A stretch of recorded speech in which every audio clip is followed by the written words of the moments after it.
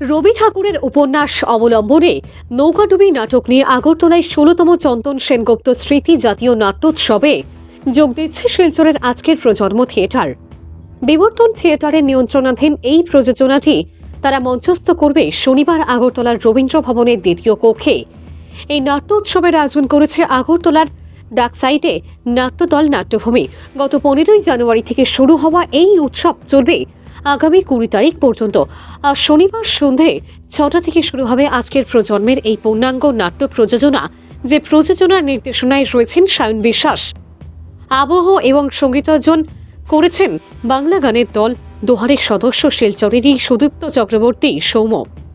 নাটকটি পরিবেশন করতে শুক্রবার সকালে ১৮ জনের দল নিয়ে ত্রিপুরার রাজধানী আগরতলায় পাড়ি দিয়েছে আজকের প্রজন্ম। উল্লেখিত নাট্যোৎসবে প্রতিদিন একটি করে পূর্ণাঙ্গ প্রযোজনা মঞ্চস্থ হবে।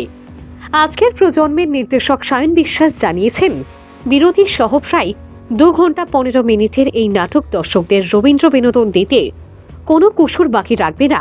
নাটকটি এরই মধ্যে শিলচরের সাফল্যের মুখ দেখছে। দলটি আশাবাদী আগরতলার দর্শকদেরও ভালোবাসা তারা কুড়িয়ে নেবে।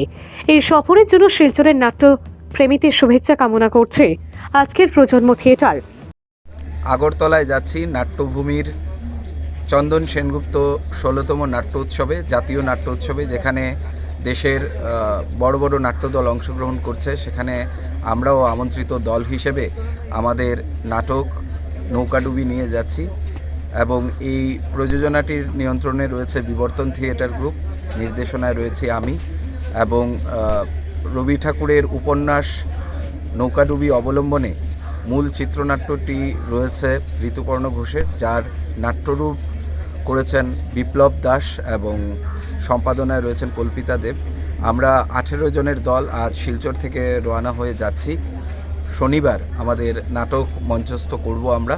আপনাদের সবার শুভেচ্ছা রাখবেন আমাদের প্রতি, যাতে আমরা এই বরাক উপত্যকার নাটকের যে মান রয়েছে, যে সম্মান রয়েছে, সেটা অক্ষুণ্ণ রাখতে পারি।